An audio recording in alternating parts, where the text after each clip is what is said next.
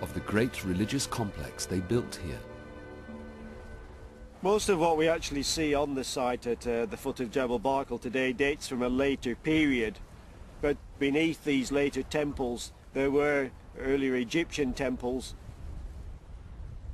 The fact that there was a large fortress here, I mean, one would expect to be able to find these Egyptian fortresses with absolutely massive structures, but we've neither found remains of the town, of the fortress, or of the associated cemeteries. But one thing is clear. Jebel Barkal was now the southern home of the supreme god Amun, and whoever ruled here had a divine right to rule both Kush and Egypt. Egypt's pharaohs had unwittingly set up their own downfall and the rise of the Black Pharaohs. Egypt's control of Kush ended around 1100 BC, when troubles at home made a retreat inevitable. Around 900 BC, a new Kushite dynasty emerged from the shadows. Kings who were to mastermind the second coming of Kush. Their story begins at El Kuru, a few miles downstream from Jebel Barkal. The important thing about El Kuru is that it's really our major evidence indicating the origins of the Second Kingdom of Kush. Tim Kendall has extensively researched the cemetery at El Kuru. There evidently was an important dynasty here. I think the modest size of the tombs probably don't indicate their power and wealth. What we see here is a tomb sequence that begins with a very Kushite tomb. It's round, just like at Kerma. And then with each successive royal pair, we see the very rapid evolution to Egyptian burial customs. These people who are not ethnically Egyptian, suddenly they're adopting Egyptian practices. What's going on here? Kush's new rulers had designs on Egypt's wealth and a brilliant plan. At Jebel Barkal, they revived the Egyptian cult of Amun and restored the temple complex. Here we see exactly how the Kushites imagined Jebel Barkal. This is a temple built to the goddess Mut. Mut was the wife of Amun, who dwelled in the mountain with her husband. The texts tell us that they're inside Jebel Barkal, and here is the cliff, and the pinnacle is represented as a giant uraeus, the symbol of kingship. And it was Egypt's crown that the new kings of Kush now claimed. The pharaoh's declaration that Amun of Jebel Barkal had given them the right to rule both Kush and Egypt had exploded in their faces. In 750 BC, Egypt was in chaos, the remnants of power held by its priesthood. The priests welcomed a return to order through the kings of Kush, who could rule Egypt with the authority of Amun of Jebel Barkal. And so Pianki, king of Kush, swept into Egypt. The time of the Black Pharaohs had come. The vanquished were now the victors, and Pianki and his successors would rule over the riches of Egypt for the next century.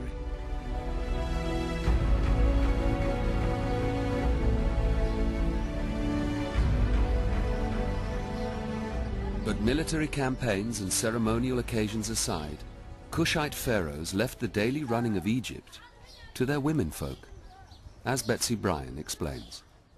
These are the funerary chapels of the gods' wives of Amun, and in fact Amenirtis and Shep-en-Wepet, who are represented here, are members of the royal family of the Kushites.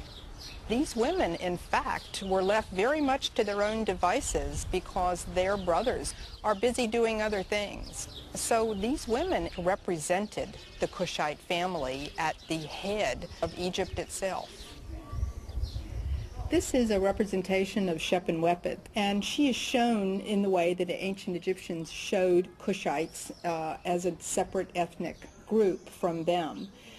She has a very broad face, but also around the outside of her nose there is a slight fold, almost a wrinkle of flesh, which we call the Kushite fold. And here Shep-en-Wepet was perfectly happy to be shown as an ethnic Kushite in her own monument, because she was very proud of the fact that she was a royal family member. The Kushite rulers of Egypt never tried to present themselves as Egyptians. They had very distinctive royal regalia.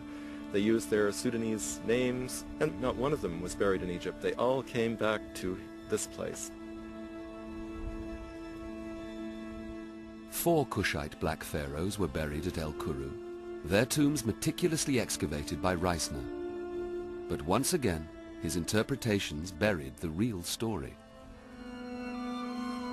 Reisner excavated Kuru and did a very good job of it. However, his conclusions are a bit bizarre. He believed that there was a branch of the Libyan royal family that came down here and ruled it over the local people. Libyan is a kind of watchword for light-skinned. So it was kind of a racist interpretation of history based on his own biases. The greatest of all the forgotten black pharaohs was Taharqa.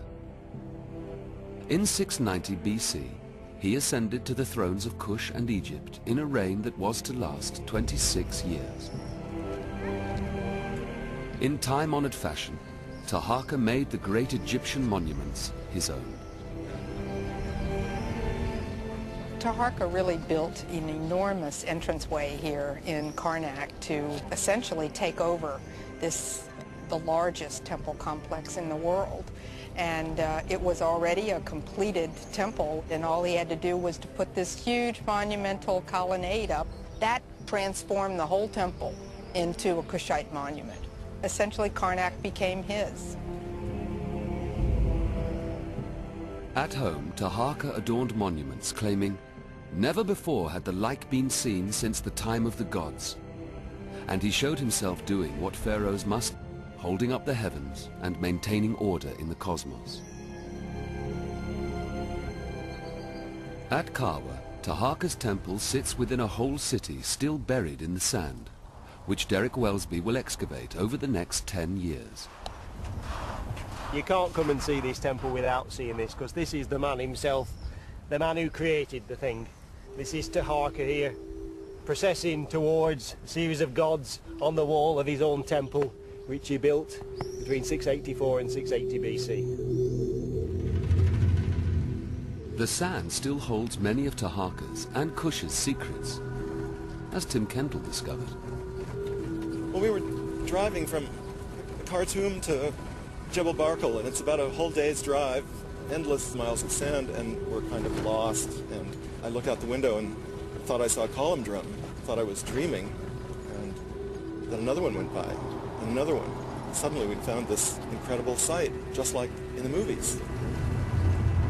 I mean, the implications of this place are enormous. I mean, here it is, a prominent Kushite town, and it's 60 kilometers from the Nile. So there must be a whole string of settlements between here and there.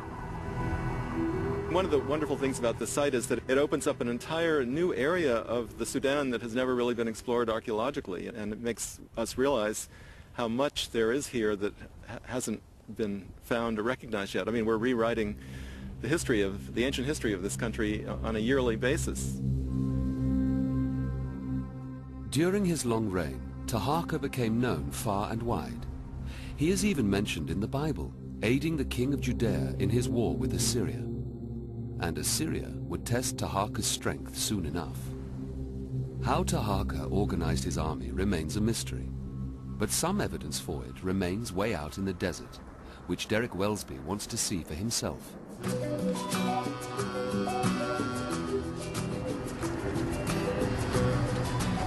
We're going right up into the lower Wadi Hawar to see a massive Kushite fortress at Galu Abu Ahmed. It's only discovered in the 1980s. It's a really special place.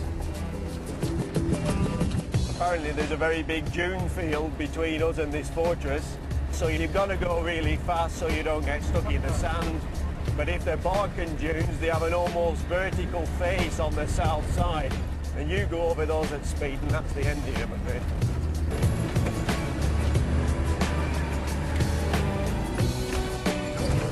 It's hopeless. Stuck again. They're very soft, these dunes on top.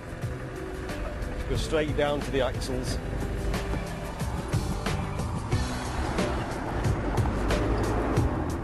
Oh, there it is, right across the wadi there. God, it's massive. Much bigger than I thought it was going to be.